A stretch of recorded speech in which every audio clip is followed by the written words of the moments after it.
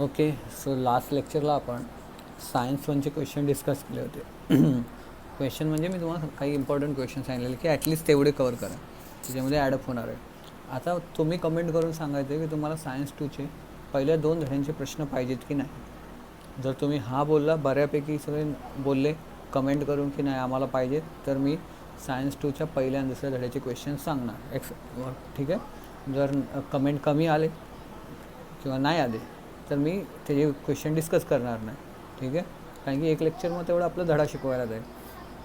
So already मी science वनचे discuss केले, बरोबर. काही महत्त्वाचे प्रश्न त्यात अजून ॲड होणार आहेत, पण सुरुवातीला मी कमी दिले, ठीक आहे. आता जसं आपण बघितलं होतं की मागच्या लेक्चर असं झालं की मायटोसिस मिओसिस, आणि मी तुम्हाला बोललो होतो की मायटोसिसपर्यंत जो धडा शिकवला आहे तो चांगला कवर करून ठेवा, तर तुम्हाला मिओसिस कळेल. मिओसिस जरा किचकट आहे, टर्म लवकर आलेले आहेत मिओसिस. आणि मी तुम्हाला सांगितलं की एक हिडन टॉपिक आहे. हिडन टॉपिक म्हणजे काय की स्वाध्यायामध्ये एक प्रश्न आलेला आहे, आन्सर इन डिटेलमध्ये क्वेश्चन नंबर सी, की मिओसिसच्या ज्या प्रोफेज आहे पहिला जो टप्पा आहे त्याच्या 1 ते 5 स्टेप दिल्या. जर तुम्ही डायग्राम बघितल्या 1 2 3 4 5 असे नंबरिंग केलेले आहेत पेज नंबर 19वर, तर त्या 1 ते 5 डायग्रामचं एक्सप्लेनेशन कुठेच नाही, पण तुम्हाला आन्सर इन डिटेल सांगितलं, बरोबर. मला चान्सेस कमी वाटतात की त्याच्यावर क्वेश्चन विचारतील जर धड्यात तो टॉपिक नाही, पण तरी आपण एक्सप्लेन करूया. आता पहिलं आपण एक काम करूया की मी तुम्हाला सांगितलेलं एक लक्षात घ्या, मायटोसिस म्हणजे काय. मायटोसिस म्हणजे तुम्हाला ते बॉडीमध्ये किती प्रकारचे सेल असतात, 2 प्रकारचे सेल असतात. त्याच्यामध्ये आपण बघितलेलं की एक सिम्पल साधे सेल आणि नंतर आपले जर्मिनियल सेल. अख्ख्या बॉडीमध्ये जे सगळे सेल असतात त्याला सोमॅटिक सेल म्हणतात, आणि जे रिप्रोडक्शनचं काम करतात त्याला आपण जर्म सेल म्हणतो. तर आपल्याला माहिती आहे की मायटोसिस जो प्रकार बघितलेला आपण, बरोबर, तेच आपण प्रोफेज, ॲनाफेज, बरोबर, मेटाफेज, टेलोफेज, सायटोकिनेसिस, बरोबर. तर हे जे होतं ते सोमॅटिक सेलमध्ये होतं, म्हणजे बॉडीमधल्या कुठल्याही सेलमध्ये होतं. मग सेल हे कसं काय असतं, सेल डिव्हिजन. सेल डिव्हिजन म्हणजे एका सेलपासून पुढे अनेक सेल तयार होणे. तर आता जेव्हा रिप्रोडक्टिव्ह सेल येतात, बरोबर, जर मेलमध्ये त्याला स्पर्म म्हणतात आणि फिमेलमध्ये त्याला ओवम किंवा ओवा म्हणतात, कळलं. सो ह्याच्यामध्ये सेल डिव्हिजन होतं का, तर होतं. ह्याच्यामध्ये पण सेल डिव्हिजन होतं, कळलं. तर ह्याच्यामध्ये सेल डिव्हिजन आणि सोमॅटिक सेलमध्ये असलेलं सेल डिव्हिजन ह्याच्यामध्ये फरक काय आहे का, तर आता आपल्याला तो बघायचा की दोघांच्या सेल डिव्हिजनमध्ये फरक काय, कळलं. आता पहिलं तुम्हाला एवढं कळलं की मायटोसिस नावाचं जे सेल डिव्हिजन आहे ते सोमॅटिक सेलमध्ये होतं, म्हणजे बॉडीच्या कुठल्याही सेलमध्ये, मग ते नाकाचे, हाताचे, रक्ताचे, हार्टचे कुठलेही सेल असू दे, त्याच्यामध्ये मायटोसिस होतं. रिप्रोडक्टिव्ह सेलमध्ये, दॅट इज स्पर्म अँड ओवामध्ये जे सेल डिव्हिजन होतं त्याला मिओसिस म्हणतात. काय म्हणतात, मिओसिस, ठीक आहे. हा पहिला फरक मी तुम्हाला सांगितलं. गिव्ह डिफरन्सच्या ह्याच्यात मी तुम्हाला जरा समजून सांगेल, कारण की असा क्वेश्चन येतो, give the difference between mitosis आणि मिओसिस, नंतर एक्सप्लेन द मिओसिस. आपण पहिलं गिव्ह डिफरन्स बघूया, म्हणजे तुम्हाला जरा क्लिअर होईल की नेमका दोघांमध्ये फरक आहे. तर त्यासाठी तुम्हाला टेक्स्टबुकमधलं पेज नंबर 19 आहे, त्याच्यावर जे डायग्राम दिलं आहे, एक लक्षात घ्या. आपण जर मायटोसिस पहिलं आणि आत्ता जे बघणार आहे ते मिओसिस. मायटोसिसमध्ये एक सेलपासून 2 सेल लास्टला तयार झालेले डायग्राममध्ये, कळतं. आता त्याच्यामध्ये कुठल्याही स्टेज होत्या का, फक्त एक होत्या, त्या म्हणजे प्रोफेज, मेटाफेज, बरोबर, ॲनाफेज आणि टेलोफेज, बरोबर. तर त्याच्यामध्ये असं होतं का की मायटोसिस 1 आणि नंतर मायटोसिस 2, नाही. मिओसिस जे सेल डिव्हिजन होतं कशामध्ये, रिप्रोडक्टिव्ह सेलमध्ये, त्याचे 2 टप्पे आहेत. त्याच्यामध्ये मिओसिस 1 हा एक टप्पा आहे आणि मिओसिस 2 असा टप्पा आहे, म्हणजे ते 2 स्टेजमध्ये होतं. जर तुम्ही पेज नंबर 19वर बघितला तर पहिला जो चौकोन आहे त्याच्या खाली बघा मिओसिस पार्ट 1 दिलं आहे, आणि खाली बघा मिओसिस पार्ट 2 दिलं आहे. म्हणजे काय, तुम्ही गिव्ह डिफरन्समध्ये दुसरा पॉईंट, पहिला पॉईंट काय सांगू शकता की मायटोसिस आहे ते बॉडीमधल्या कुठल्याही सेलमध्ये होतं, ज्याला आपण सोमॅटिक सेल म्हणतात, कळलं. हे कळतं.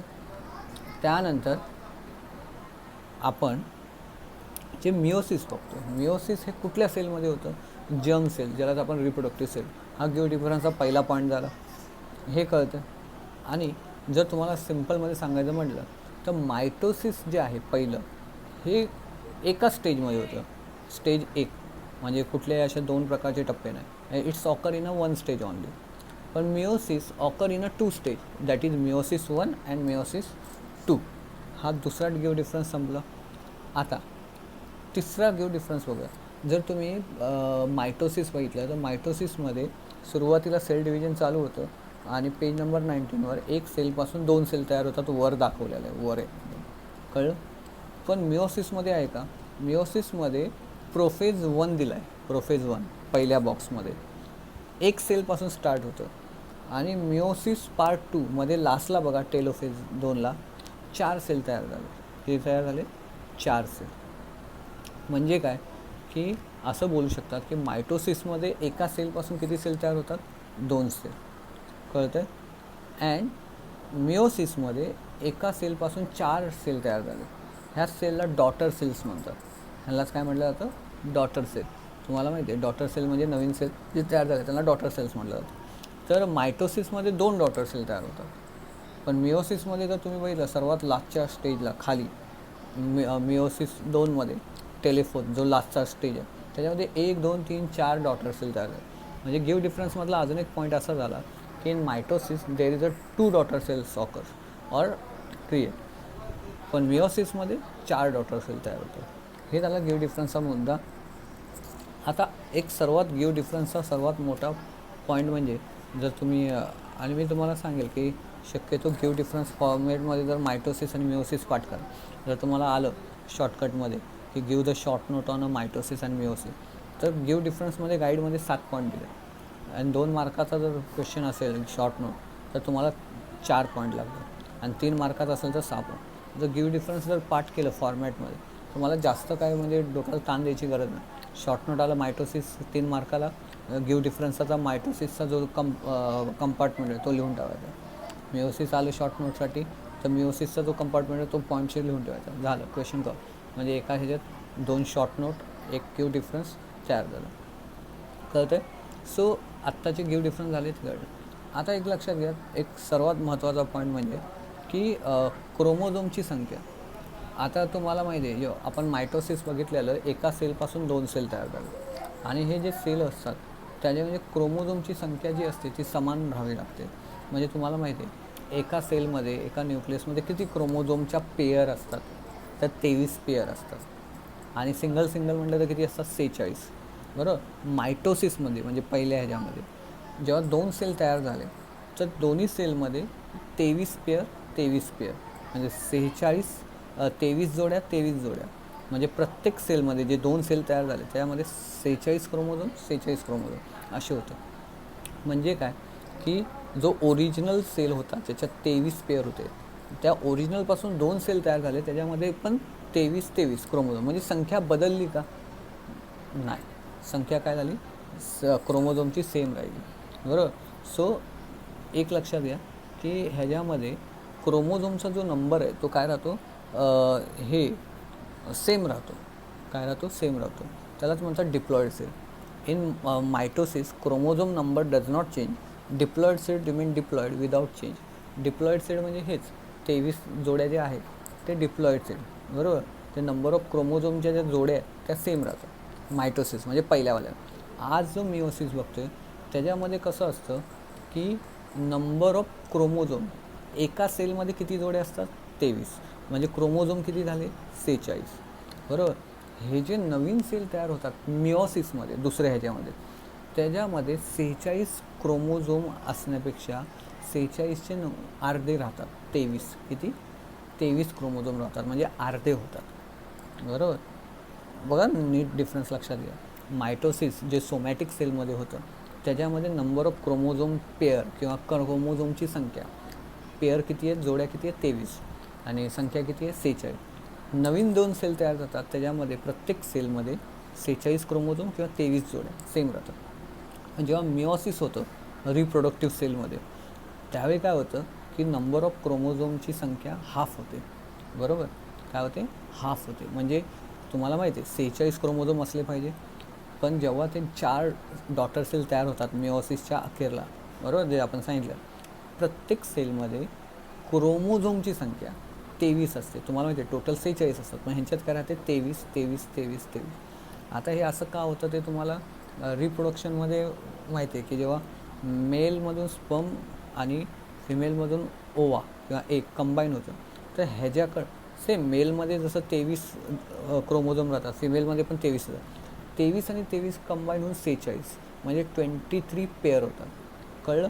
म्हणजे जी ओरिजिनल सेलची जी संख्या क्रोमोझोमची संख्या ती बरोबर होते. जर असं नाही झालं तर म्हणजे ह्याच्याकडं म्हणजे मिओसिसमध्ये जर 46चे 46 क्रोमोझोम राहिले किंवा 23 पेअर राहिले, बरोबर, तर काय? तर एक लक्षात घ्या, मेलमध्ये 23 जोड्या 46 क्रोमोझोम, फिमेलमध्ये पण 23 जोड्या 46. मग हे 46 क्रोमोझोम घेतले दोन्ही कंबाईन होणार आणि टोटल नंबर ऑफ क्रोमोझोम किती होणार? 92. म्हणजे क्रोमोझोमची संख्या आधी झाली. मग त्याच्यापासून जी नेक्स्ट जनरेशन जी बर्थ घेणार ती काहीतरी मोठी असणार, अवाढव्य, आणि काहीतरी वेगळा प्राणी तयार होतो त्याने, कारण की नंबर ऑफ क्रोमोझोमची संख्याच बदलली ना.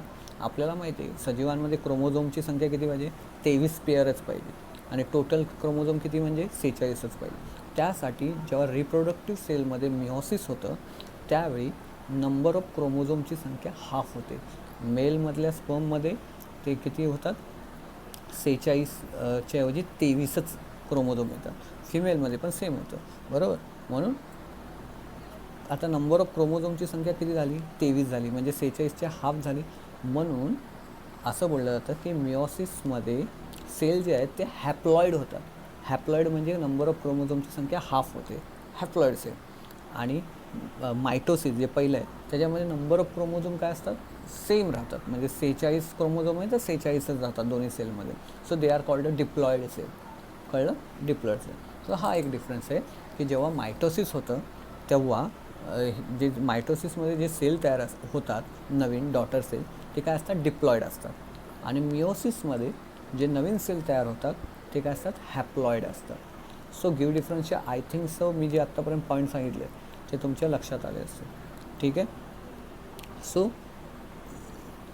हे झालं पहिलं. आता जर तुम्ही बघितलं मायटोसिस पेज नंबर 18 आणि 19वर दोन्ही डायग्राम तुमच्या डोळ्यासमोर आहे, पेज नंबर 18 आणि 19. तर आता एक बघा की जर तुम्ही मायटोसिस बघितलं तर मायटोसिसचे सिम्पल साधे टप्पे की प्रोफेज आहे, बरोबर, मेटाफेज आहे, बरोबर, ॲनाफेज आहे, टेलोफेज आहे, बरोबर. ह्याच्यामध्ये जर प्रोफेज आहे कशामध्ये? मायटोसिस पहिलं लगेच झालं आहे, बरोबर. पण जर मिओसिस पेज नंबर 20वर जे 2 बॉक्स दिलेत खाली त्याच्यामध्ये जो मिओसिस पार्ट 1 आहे ज्याच्यामध्ये बघा प्रोफेज 1 दिला आहे, त्याचे किती टप्पे आहेत? 1 2 3 4 5 टप्पे. म्हणजे तुम्ही असं बोलू शकता का की मायटोसिस पहिल्या वेळेमध्ये प्रोफेज हा शॉर्ट असतो, कमी ह्याच्यात होतो, आणि मिओसिसमध्ये जो प्रोफेज असतो पहिला टप्पा सेल डिव्हिजन व्हायचा कशामध्ये? मिओसिसमध्ये. किती स्टेप आहेत? 1 2 3 4 5 प्रोफेजला. हा लेंदी असतो. असा हा गिव्ह डिफरन्स तुम्ही देऊ शकता की mitosis have a short prophase, meiosis have a long prophase, 1 ते 5 स्टेप. कळलं? हा तुमचा गिव्ह डिफरन्सचा एक अजून एक मुद्दा.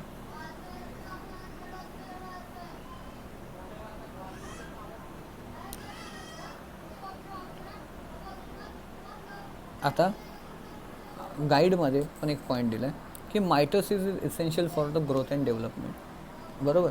आता मायटोसिस का होतं आणि मिओसिस का होतं हे तुम्हाला मी मायटोसिसचं सांगितलं.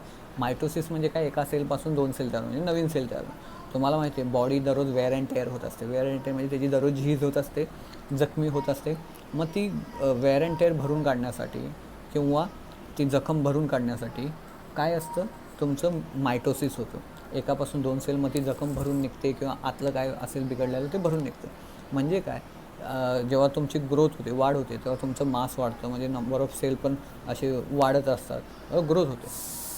सो मग काय? मायटोसिसचा मेन उद्देश काय? तुमची ग्रोथ अँड डेव्हलपमेंट, तुमचा विकास होणे, तुमची वाढ होणे, हे मायटोसिस होतं. मग मिओसिस कशासाठी असतं? मिओसिस रिप्रोडक्शनसाठी आवश्यक असतं, त्या गॅमेट फॉर्मेशन, बरोबर, पुनरुत्पादनासाठी मिओसिस आवश्यक असतं.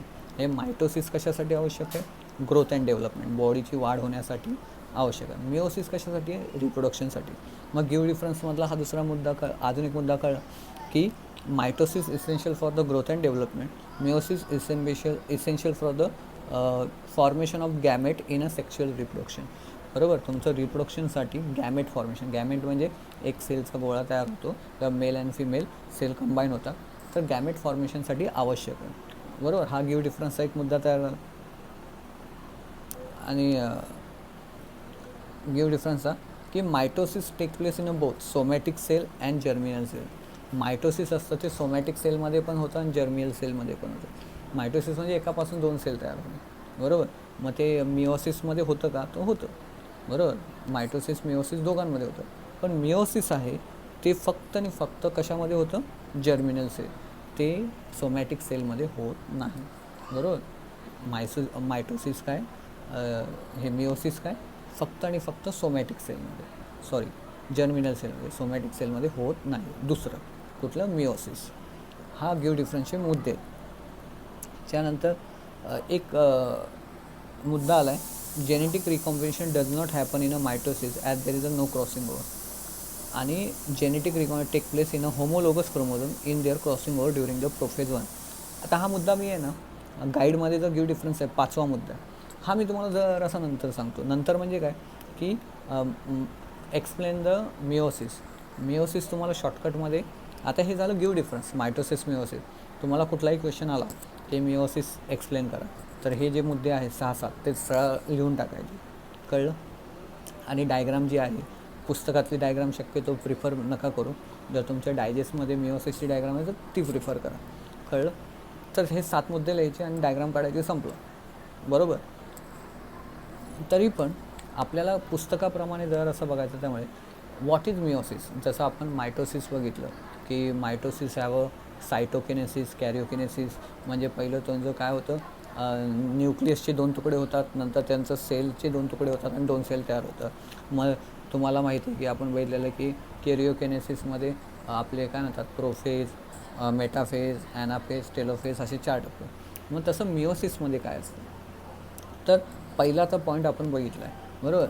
आता मी परत सांगतो, हे जे पुस्तकातून कुठेही एक्सप्लेनेशन वाचायचं नाही. तुम्ही डायजेस्ट, टार्गेट, वॉटेवर काय यूज करतात त्याच्यामधून ह्याचं एक्सप्लेनेशन वाचायचं. मी तुम्हाला थोडंसं समरी, फक्त डायग्राम प्रिफर करताना मी पुस्तकातल्या का करतो आहे, आणि की तुम्हाला कळेल. तर मिओसिसमध्ये डिफरन्स तर बघितला काय असतं. तर मिओसिस किती टप्प्यात होतं? 2, कळलं. किती? 2. पुस्तकामध्ये पेज नंबर 19वर डायग्राम दिलेला आहे की ज्याच्यामध्ये डायग्राममध्ये दाखवलेलं आहे की पहिला जो चार्ट आहे तो मिओसिस पार्ट 1 आहे, दुसरा जो चार्ट आहे तो मिओसिस पार्ट 2 आहे. मग तुम्ही पहिलाच पॉईंट काय सांगता की meiosis occur in a 2 stage, that is meiosis 1 and meiosis 2. ठीक आहे. आता गाईडमध्ये जे एक्सप्लेनेशन दिलं आहे ते मी तुम्हाला एक्सप्लेन करतो. आता ते बऱ्यापैकी तुम्हाला काही शब्द कळले असतील, काही नवीन शब्द येतील. By meiosis from 1 diploid cell 4 haploid cell are form. मिओसिसमध्ये एका डिप्लॉइड सेलमधून, म्हणजे एका सेलपासून, डिप्लॉइड म्हणजे काय, ज्याच्यामध्ये 23 पेअर आहे क्रोमोझोमच्या, म्हणजे टोटल किती क्रोमोझोम आहे? 46. त्या एका सेलपासून किती सेल तयार होतात? 4 सेल तयार होतात. किती? 4 डॉटर सेल तयार असतात. आणि ते 4ही डॉटर सेल कसे असतात? हॅप्लॉइड. हॅप्लॉइड म्हणजे काय, ज्याच्यामध्ये 46 क्रोमोझोमचे जे किती असतात? अर्धेच क्रोमोझोम, त्याचे 23, म्हणून त्याला हॅप्लॉइड नाव दिलं. म्हणजे एका सेलपासून किती तयार झाले? 4 सेल तयार झाले, डॉटर सेल. पण ते कसे झाले? हॅप्लॉइड. हॅप्लॉइड म्हणजे अर्धेच क्रोमोझोम, कळलं. सोमॅट्रिक सेलमध्ये, म्हणजे ज्याच्यामध्ये मायटोसिसमध्ये एका सेलपासून किती तयार झाले? 2 सेल. तो एक सेल कसा होता? डिप्लॉइड. आणि जे 2 नवीन सेल तयार झाले ते पण काय होते? डिप्लॉइड. कळला डिफरन्स. तिसरा पॉईंट दिला आहे, in the meiosis crossing over between the non sister chromatid of homologous chromosome occur, this result in a genetic recombination.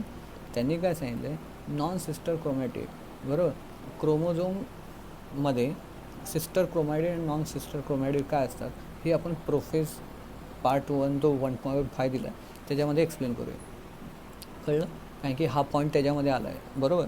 आता सिस्टर क्रोमॅटिड काय, नॉन सिस्टर.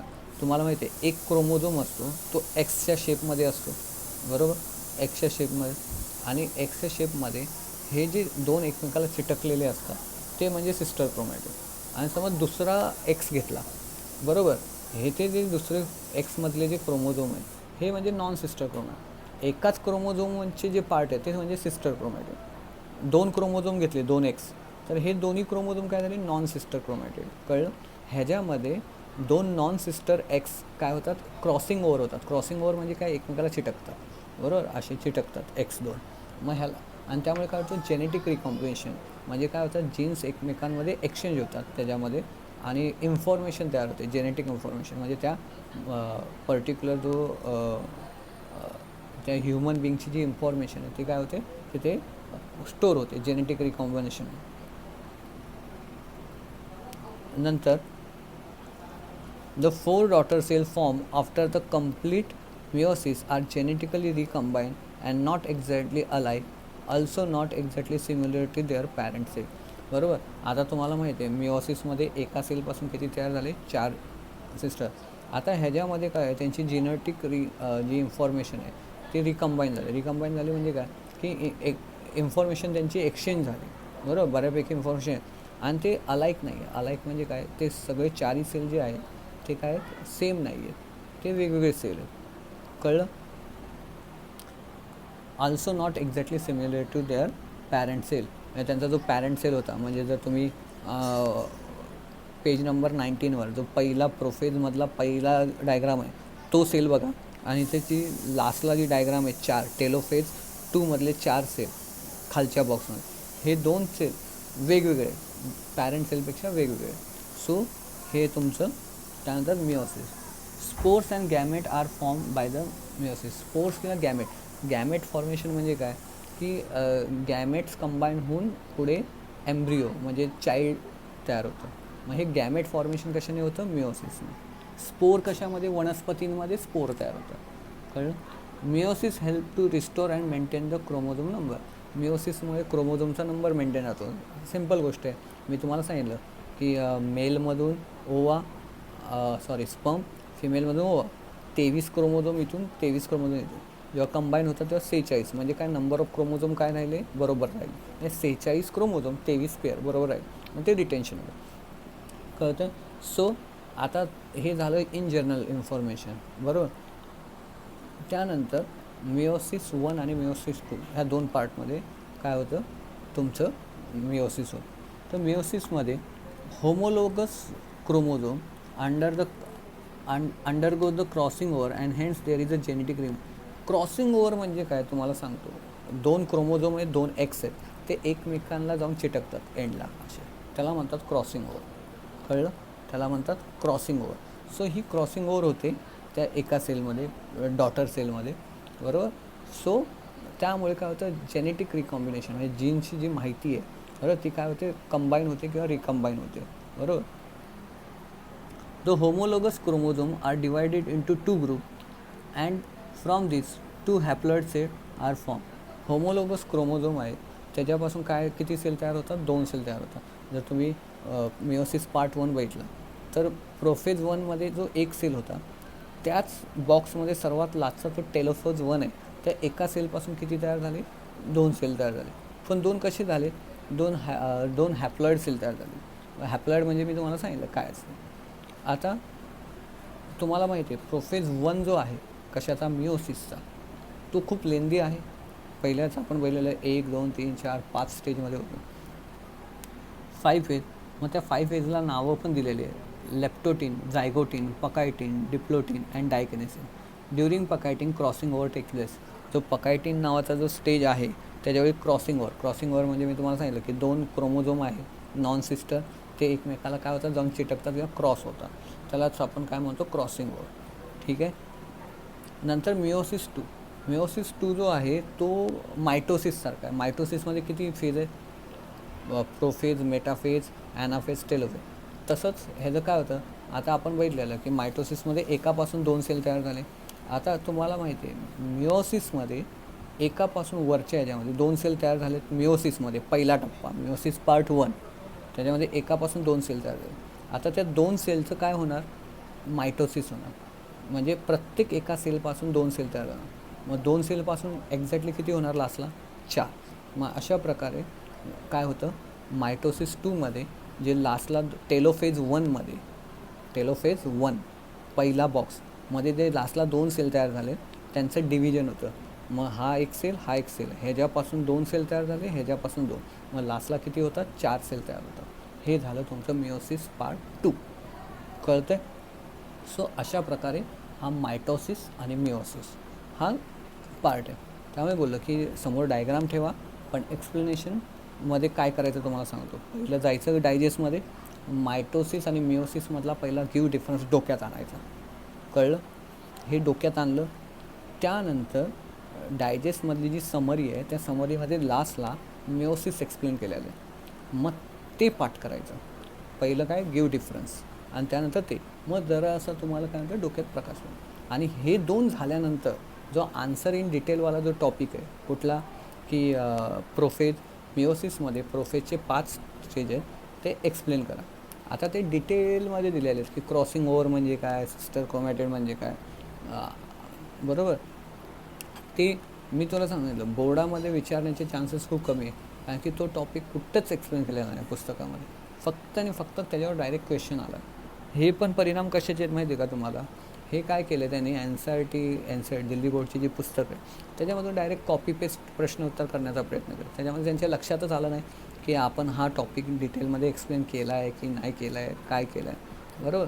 आता येऊन जर तुम्ही जर मिओसिसचं जे एक्सप्लेनेशन जे आहे पुस्तकात दिलेलं तर त्याच्यामध्ये त्यांनी एक्सप्लेनच केलं नाही की होमोलोगस क्रोमोझोम म्हणजे काय, हेट्रोजेनियस म्हणजे काय, हॅप्लॉइड सेल म्हणजे काय, डिप्लॉइड सेल म्हणजे काय. आता तुम्हाला सांगतो होमोलोगस तुम्हाला माहिती आहे आपण 9वीला शिकलो होतो क्रोमोझोम किती प्रकारचं आहे, एक्स, बरोबर. मेलमध्ये काय असतं XX, मेलमध्ये काय असतं एक्स आणि वाय, आणि फिमेलमध्ये काय असतं XX. एक्स आणि एक्स हे दोन्ही सेम आहेत, बरोबर, सेम लेंथ आहे एक्स आणि एक्स, मग ह्याला म्हणतात होमोलोगस. आणि तुम्हाला माहिती आहे मेलमध्ये काय असतं एक्स आणि वाय. आता वाय कसा तयार होतो, एक्समधला एक आर्म जर तुम्ही काढून टाकला तर वाय तयार होतो, म्हणजे खालचा हा जो आर्म एक्सचा तो एक काढून टाकला तर काय तयार होतो, वाय. म्हणजे काय की एखाद्याची लेंथ आहे, एका क्रोमोझोमची लेंथ आहे आणि दुसऱ्या क्रोमोझोमची लेंथ छोटी आहे एक्स आणि वायमध्ये. वाय हा काय छोटा क्रोमोझोम. मग हे काय झाले हेट्रोजिनियस एक्स आणि वाय, मग ह्याला म्हणतात हेट्रोजिनियस क्रोमोझोम. आता हे कुठे इथे एक्सप्लेन केलं आहे का थोडं तरी नाही. आता सिस्टर क्रोमॅटिड कुठे एक्सप्लेन केले का नाही.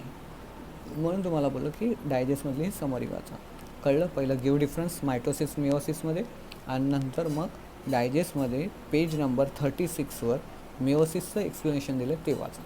ठीक आहे. आता आपण जो बोललो होतं की आन्सर इन डिटेल की प्रोफेज 1, 2, 3, 4 दिलं आहे त्याचं काय करायला सांगितलं आपल्याला की प्रोफेज 1, 2, 3 एक्सप्लेन करा. आता तुम्ही जर डायजेस्टमध्ये गेला तर डायजेस्टमध्ये पेज नंबर 44वर हे एक्सप्लेन केलेलं आहे विथ डायग्राम की पहिली स्टेज जो प्रोफेजचा जो पहिली डायग्राम आहे ती तुमची लॅप्टोन आहे, दुसरी झायकोटीन आहे, तिसरं पकायटीन आहे, चौथं डिप्टोटीन आहे आणि 5वं डायकिनेसिस आहे. कळलं? आणि विथ डायग्राम आणि हे दिलेलं आहे. तर आता त्याच्यामध्ये जे एक्सप्लेनेशन दिलं आहे डायजेस्टमध्ये हे पुस्तकात कुठंच नाही आहे, बरोबर, कुठेच नाही. म्हणजे हा पुस्तकामध्ये ह्याचा कुठेही सिलेबसमध्ये टॉपिक दिलेला नाही आहे. ठीक आहे. सो हे जे आहे जर तुम्ही समजा पण रिस्क घेणार बोर्डाला पाठ करायचं जरी ठरवलं तर डायजेस्टमध्ये लिप्टोटीन, झायकोटीन, पकायटीन आणि डिप्टोटीन आणि डायग्नोसिस दिलं. ह्या प्रत्येकामध्ये जास्तीत जास्त 2 लाईन पाठ करायचं. किती? 2 लाईन. कळलं? डायग्राम आणि 2, कारण की एवढ्या किचकट डायग्राम, क्रॉसिंग ओव्हर हे सगळं पुस्तकात कुठंच दिलेलं नाही. त्यामुळे हा बोर्डाला जो विचारण्याचे चान्सेस आहे हा 99.99 नाही आहे. कळलं?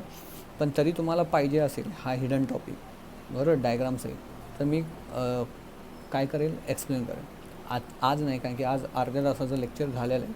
आणि मी परत सांगतो आहे जर मला तुम्हाला जर आपण किती धडे बघितले, पहिला आणि दुसरा धडा बघितला, पहिल्या आणि दुसऱ्या धड्याचे क्वेश्चन जर पाहिजे असतील तर मला कमेंट करा या व्हिडिओमध्ये. जर कमेंट आल्या नाहीत की नाही सर आम्हाला क्वेश्चनची गरज नाही तर मी क्वेश्चन सांगणार नाही. जर तुम्हाला क्वेश्चन पाहिजे असतील तर तुम्हाला कमेंट करावं लागेल आणि सांगावं लागेल सर आम्हाला ह्याचे पण क्वेश्चन सांगा. सायन्स 2चे पहिले 2 धडे. कळलं? ऑफिशियली सेकंड टॉपिक हा संपलेला आहे, बरोबर. तो फक्त तो टॉपिक आहे पकायटीन आहे तो नाही केला चालेल, ज्यांनी आत्तापर्यंत जे शिकवलं आहे तेवढा धडा. हां, पण जे मी सांगितलं की समरीमध्ये काय मिओसिस एक्सप्लेन करा, मिओसिस 1, मिओसिस 2 हे पाठच केलं पाहिजे. म्हणजे मी आत्ता जे 2 गोष्टी डिस्कस केल्या, काय मायटोसिस मिओसिसमध्ये डिफरन्स आणि meiosis answer in detail, meiosis explain करा डिटेलमध्ये, हे पाठच केलं पाहिजे. जे आन्सर इन डिटेल दिलं आहे क्वेश्चन नंबर सी, तुमचं आत्ता नाही केला तरी चालेल, कळलं, पण हे केलंच पाहिजे. मिओसिसचं एक्सप्लेनेशन आणि डिफरन्स 100% करायला. ठीक आहे. सो तुम्हाला जर हे जे क्वेश्चन्स पाहिजे असतील पहिल्या आणि दुसऱ्या धड्याचे, तर मला कमेंट करून सांगा की नाही सर आम्हाला क्वेश्चन्स पाहिजेत, आम्हाला क्वेश्चनचं एक लेक्चर करून आम्हाला क्वेश्चन सांगा, म्हणजे स्वाध्याय प्लस आम्ही ते क्वेश्चन कवर करू. ठीक आहे. आणि एक लक्षात घ्या, सायन्स 2मध्ये डायग्राम सोडायच्या नाही पुस्तकातल्या, कारण की सायन्स 2चा जर तुम्ही बोर्डाचा पेपर घेतला यावर्षी झालेलासुद्धा आणि मागच्या वर्षीचासुद्धा, तर डायग्रामवर क्वेश्चन विचारण्याचा कल सायन्स 2मध्ये सर्वात जास्त आहे, कारण की नंबर ऑफ डायग्राम सायन्स 2मध्ये जास्त आहे. कळलं. त्यामुळे कुठलीही डायग्राम अनटच ठेवायची नाही. त्या डायग्रामचं ॲटलिस्ट तुम्हाला एक्सप्लेनेशन माहीत पाहिजे की ही डायग्राम कशाची आहे, काय आहे, काय. जर मी क्वेश्चन दिले तर तुम्हाला लक्षात येईल की सायन्स 2मध्ये सरांनी जे क्वेश्चन देत आहे जर तुम्ही सांगितलं तर हे डायग्रामवर जास्त क्वेश्चन्स. ठीक आहे. सो बेस्ट ऑफ लक. ठीक आहे. सो आता आपण नेक्स्ट लेक्चरला कुठला धडा स्टार्ट करायचा मी विजय सरांशी डिस्कस करेल आणि तुम्हाला सांगेल. पण शक्यतो माझं चालू आहे की 2 महत्त्वाचे धडे जे सायन्स 1मध्ये, बरोबर, मेटलर्जी, बरोबर, 8वा धडा आणि 9वा धडा कार्बन कंपाऊंड. लेंदी धडे खूप महत्त्वाचे आहेत बोर्डाच्या हिशोबाने.